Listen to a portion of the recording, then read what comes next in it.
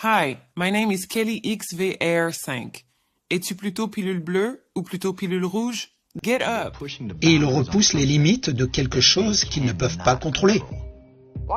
L'État de Washington est en passe de retirer légalement les enfants dont les parents s'opposent au traitement de transition.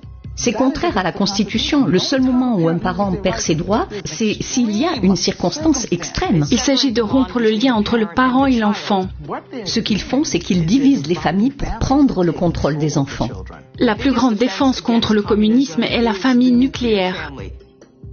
Dans le chapitre 2 de son manifeste communiste, Karl Marx écrit « Abolition de la famille. La famille bourgeoise disparaîtra naturellement. »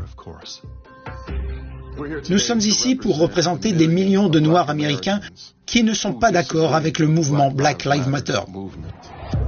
Si vous allez sur le site Black Lives Matter, il est dit que nous perturbons la famille nucléaire. Voici ma femme, voici nos 4 enfants. Pourquoi perturber la famille nucléaire? Parce que le véritable objectif est d'éliminer la famille en tant que source alternative possible de conseils et de soutien. Tous les régimes totalitaires s'efforcent de détruire les liens familiaux étroits afin d'éliminer toute loyauté qui pourrait être plus élevée que celle envers l'État lui-même. Au fil des ans, j'ai constaté dans ma pratique un déclin constant de l'expression d'une masculinité et d'une féminité saine. La séparation entre l'homme et la femme est aujourd'hui presque totale.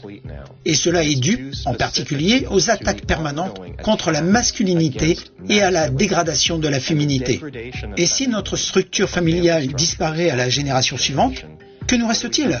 Nous ne sommes plus qu'une bande d'individus apathiques qui passent leur vie virtuellement derrière un écran d'ordinateur et qui suivent les ordres du gouvernement. C'est peut-être parce que je suis entrée dans le mouvement à 17 ans et demi. J'ai donc un don pour savoir comment mobiliser les jeunes. J'étais à notre bureau de publication aujourd'hui et j'ai parlé à un jeune. Il a pris le livre et m'a dit que c'était comme le livre rouge de Mao. Et je me suis dit, mec, c'est ce que je pensais. Et c'était vraiment cool de l'entendre faire ce lien. Et je lui ai dit, et si vous achetiez 10 ou 15 de ces livres?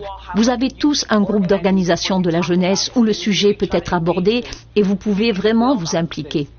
Nous devons développer cela. Nous avons en fait des cadres idéologiques. En particulier, nous sommes des marxistes de formation. Je crois au marxisme. C'est une philosophie que j'ai apprise très tôt dans ma carrière d'organisatrice. L'enquête sur l'organisation Black Lives Matter a révélé des liens avec des groupes proches de l'idéologie communiste de la Chine.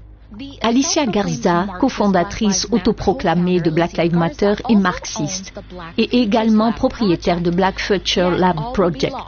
Pourtant, tout serait perdu pour le Black Future Lab s'il n'y avait pas la Chinese Progressive Association. Les dons au Black Future Lab ne vont pas directement à la fondation elle-même. C'est la Chinese Progressive Association qui les reçoit. Grâce à des enquêtes médico-légales, nous savons maintenant que les manifestations enflammées, mais pour la plupart pacifiques de BLM en 2020, ont été organisées et partiellement financées par un réseau d'organisations pro-communistes.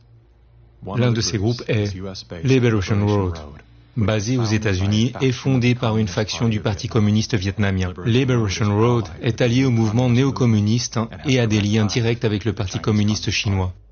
La Chinese Progressive Association, basée à San Francisco et enracinée dans le communisme, a créé une société sœur appelée ASEAN for Black Lives pour servir de pont entre BLM et le Parti communiste chinois.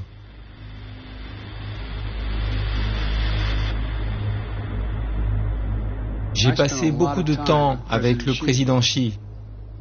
Il a la ferme intention de devenir la nation la plus importante et la plus conséquente du monde.